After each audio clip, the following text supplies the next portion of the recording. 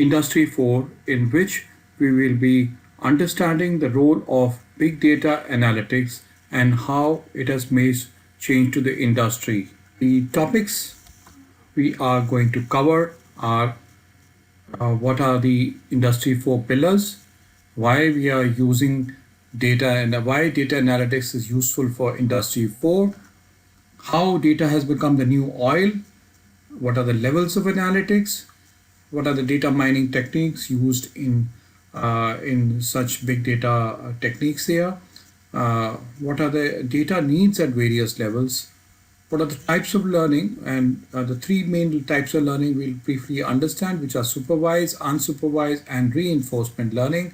We'll see how unstructured data helps us in analysis. We'll also briefly see the difference between machine learning, deep learning, and we'll through one case, through these slides, we'll try to understand how budgeting and forecasting is used from the data analyst perspective. We'll also see the impact of forecasting accuracy in supply chain management. Also, we'll see how in HRM data analytics can help, and also some case in sensors. As you see, digital revolution disruption is taking place in many industries, and we'll try to see which all industries are these. We'll also see how the Industry 4 is seen from the point of view of Maslow's theory of needs, how the growth in this area has been changed because of our basic needs of motivation. We'll also see the PDCA cycle, and in the end, we'll summarize how the data has become the key to success of industries today. So let us look at the technological pillars. These 9 pillars are very, very strong pillars for Industry 4, which industries are adopting today. And some of them which are more relevant to big data analytics are cloud computing, where we are trying to store data. Mobile technologies is important because also the data is getting generated from our devices. Machine to main interface is taking place where the data is getting transmitted.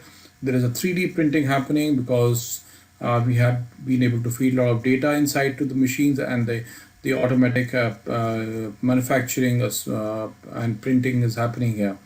Advanced robotics also use a lot of data in their functioning because this is an automatic manner. And we'll understand what is big data here, because all of the things which you see here, they use data here. Internet of Things is also one area where we see data being generated. RFIDs, where like we buy shoppings or we look at the debit cards, credit cards, is used there. And cognitive computing is about use of computerized model to simulate the human thought process in complex situations where the answers may be uncertain. This phrase is also closely associated with IBM's cognitive computer system called Watson. So what is Industry 4? When we look at from data point of view, we see the first point here. Data comes from processes and machines here, and data also comes from the business data, the operations happening here. It goes and stores into cloud computing models like Amazon and Google systems there, and lots of data gets generated. And then we build the analytical models, and we engage with clients and customers. We try to understand how they have been working and what are their predictions, the status of their material which is available to that. And we run various types of algorithms to find automatic solutions here. What actually happens because of all this cycles here, we tend to reduce the defects, we reduce the raw material and the energy requirement, and we also adapt to the market here. So you can see from here, our machines and equipment are generating lots of data. The downtime and power uses also give us certain idea about how machines are doing, and that we also have predictive maintenance alerts which are warning us to put the equipment at the highest state of availability. So we see this whole cycle of turns it around and gives a feedback to the systems, and overall improvement happens. So how come this data has become a new oil? So oil is something which gives energy to our processes. And as we see, fuel runs our fuel or petrol requirements run the cars and automobiles. Similarly, data is running the businesses today, and this has become a driving force for the various companies because we are able to get intelligent information, and this intelligence which comes in helps you take better decisions, and then you drive the businesses through this.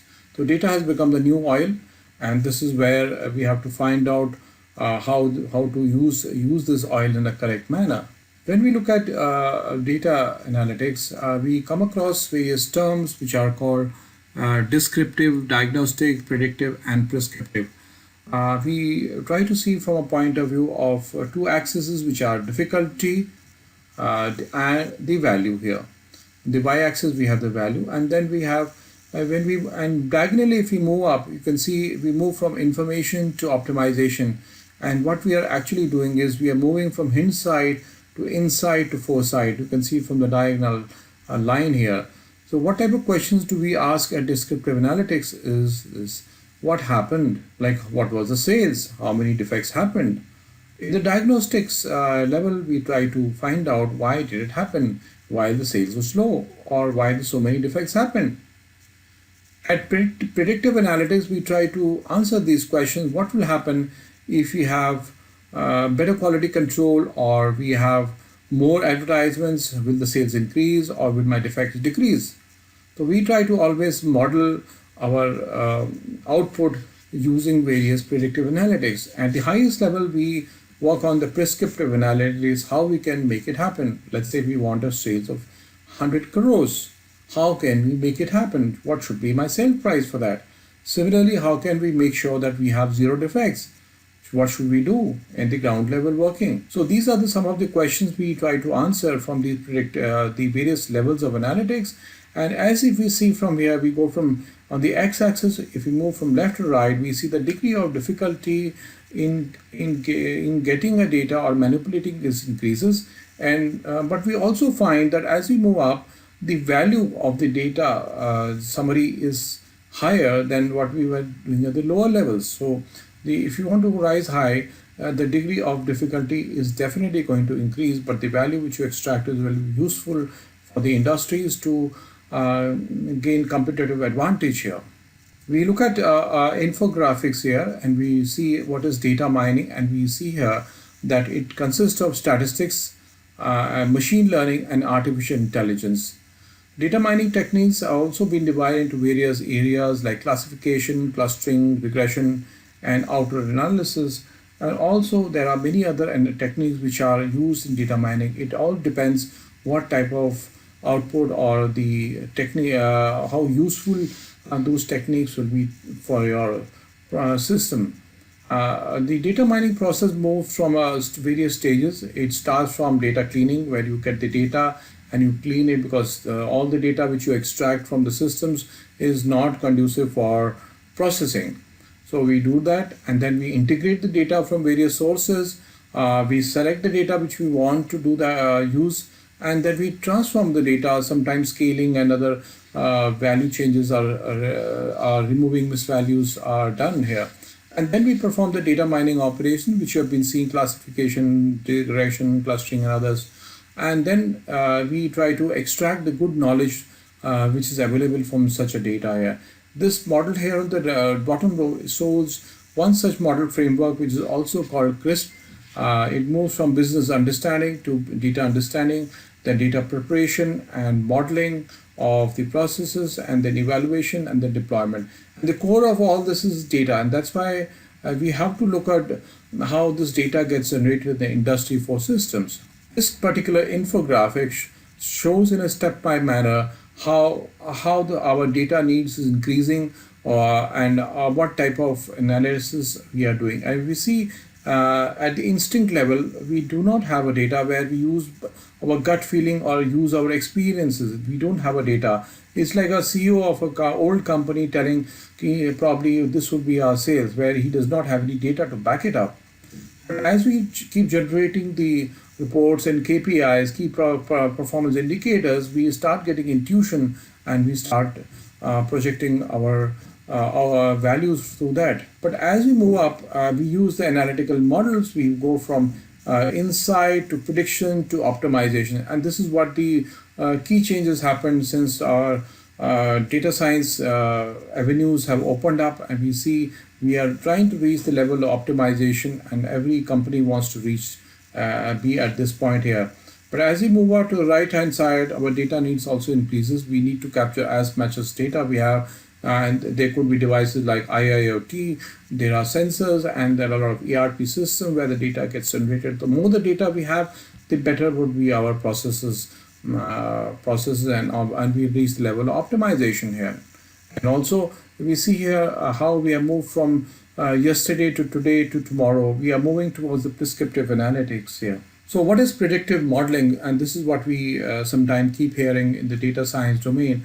Every business wants to predict a certain future about sale, whether it is sales or defect or any other value, because value business term. So we look at how the predictive modeling is developed. We need a past data to build a predictive model. So we need to have good volume of range and depth of data, and then apply those techniques to do forecasting, to do predictions, to identify the various trends. This is very important to understand, because predictive cannot be just on any data. You need to have a lot of past data to really model how things will fare up when some things are changed here. So what happens is that when you read a new data, it gets into the model and then tries to predict. So we have a different scenarios on which we can do predictions without actually changing certain things here. So as we said here, we have three types of learning in data mining. One is supervised learning, in which we have a target variable. It's like there's an area of a shop, and there is an output called sales. So we have a label data as the sales figure, and the input data is the area of a shop. So this in such cases are called such modeling techniques are called supervised learning, where it learns from your label data, the target variable, and you're trying to understand from the data available to you. And then we try to put them in various classes or categories. This an example of that is clustering here. And while the example in supervised learning would be linear regression. Then another type of learning which we find is the reinforcement learning. We try to keep learning from our mistakes, and we keep reinforcing just a way a child or a person, human beings learn. It's like a reinforcement learning. We do not know, we don't have experience, we do mistake, we keep learning, and this is how the model get developed, and they reach a level of the optimization. So again, shown in a different manner, supervised learning, unsupervised learning, and the examples of supervised learning are regression and classification. Unsupervised is clustering. In reinforcement learning, algorithms learns to react to the environment. You provide the data, and the algorithm modifies it, customizes itself to produce an output. When you are dealing with data, there's a lot of data which is structured and unstructured. Structured is much easier to manipulate and use a data analytical model, but when we work with a real system, most of the data is unstructured, like your feedback, your emails. So in these cases also, we need to extract this unstructured data for our useful purposes. This is also a very important technique using big data analytics here. So you can see email chats, a call center, voice description, ratings, social media, online communities, customer transaction. All these could be formed part of the unstructured data. And as you can see, from 80% of the data in reality is most of it structured, while structured data would come from Excel file, ERP systems, and many other SQLs here, which is much easier to operate.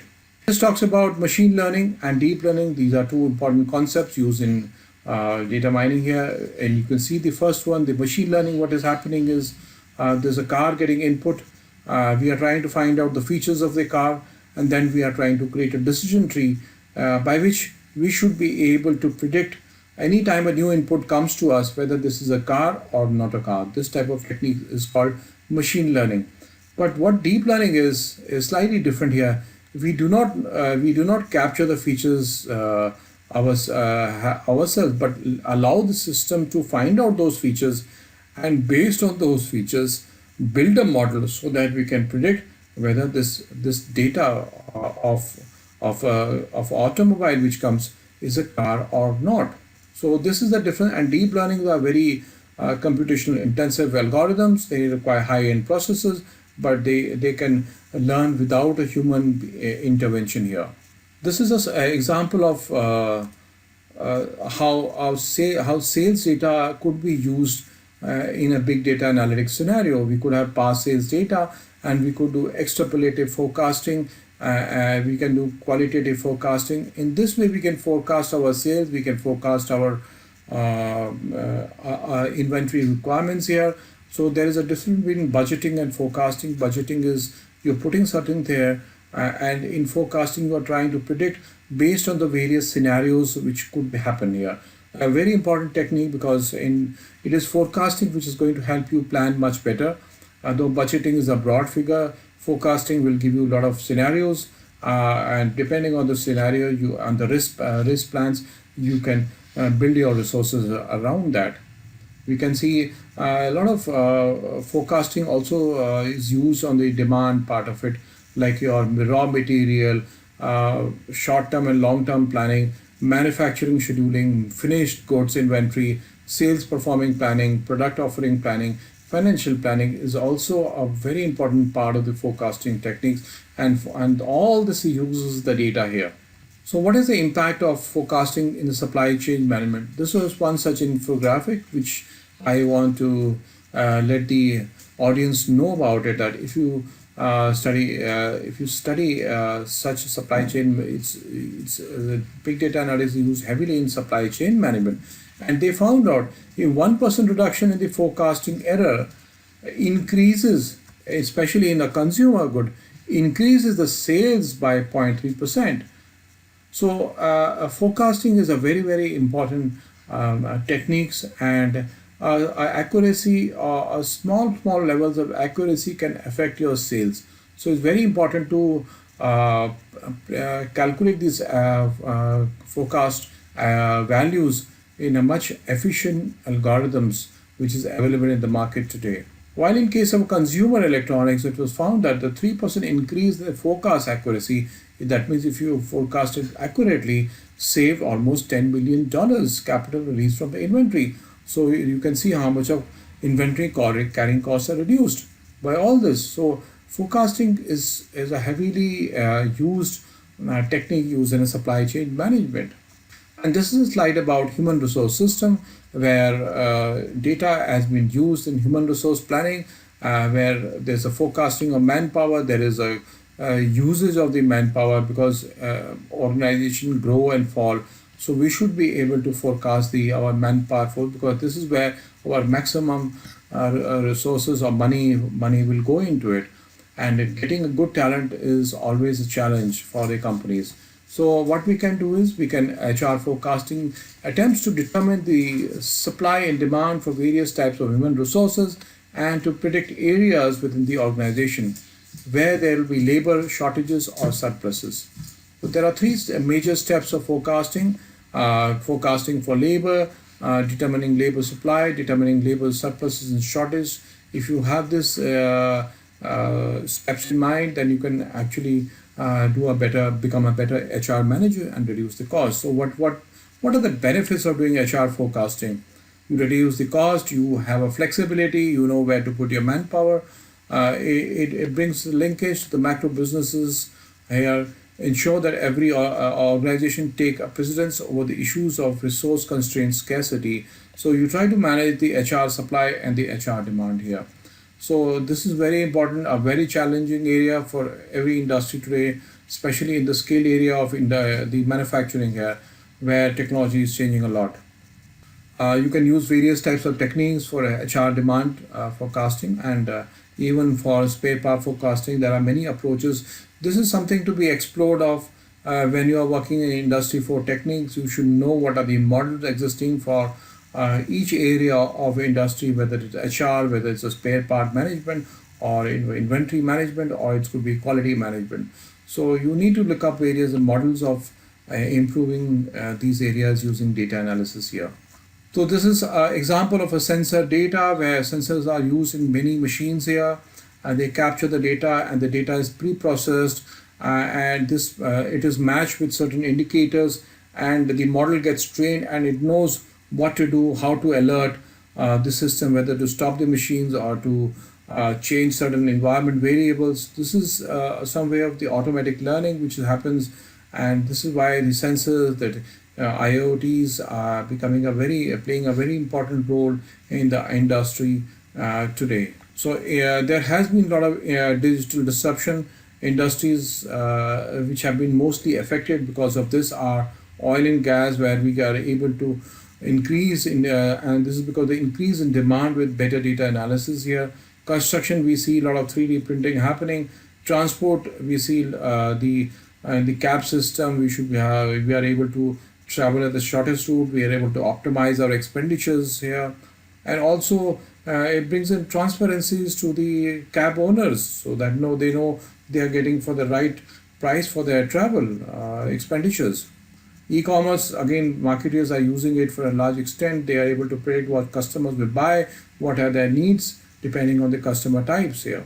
Healthcare is again because lots of data gets collected in the biochemistry, details, tests, and surgeries.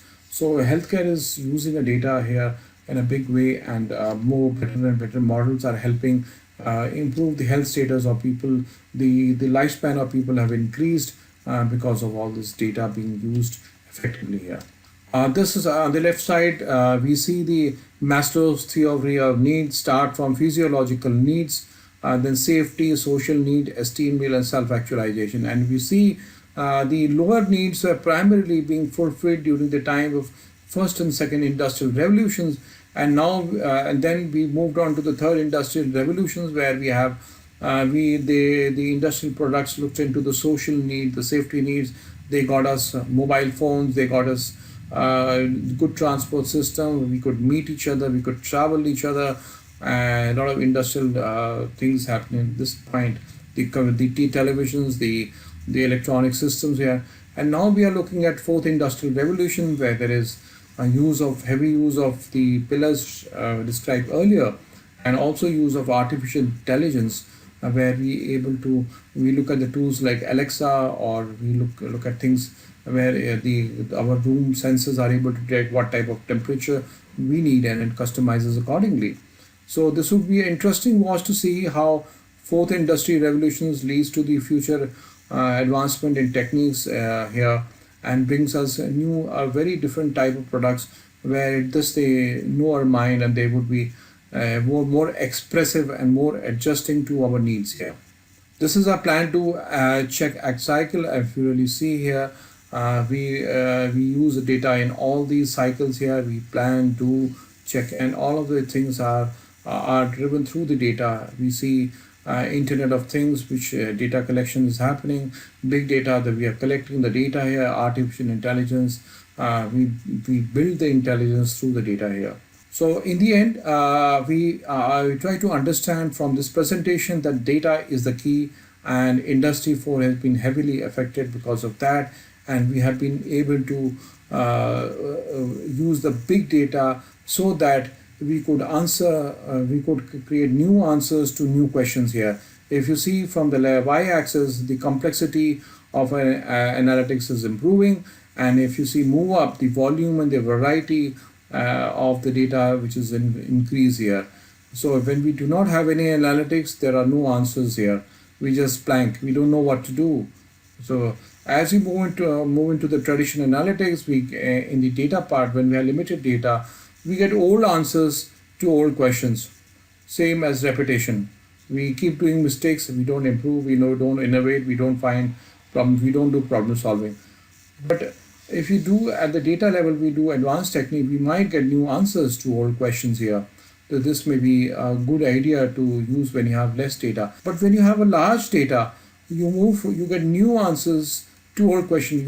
Every time you say the sales has been low, now you get different answers. You know why the sales is getting low. And whenever you do that, then new questions get generated, and then again you find new questions, new answers coming up. So it's a cycle which goes on, and you keep getting new questions and new answers, keep innovating, and you drive the businesses, and your companies do well, and this is your growth happens. So if you really see here, data analytics, big data analytics is the one of the key areas of industry 4 and can benefit the organization to a large extent here.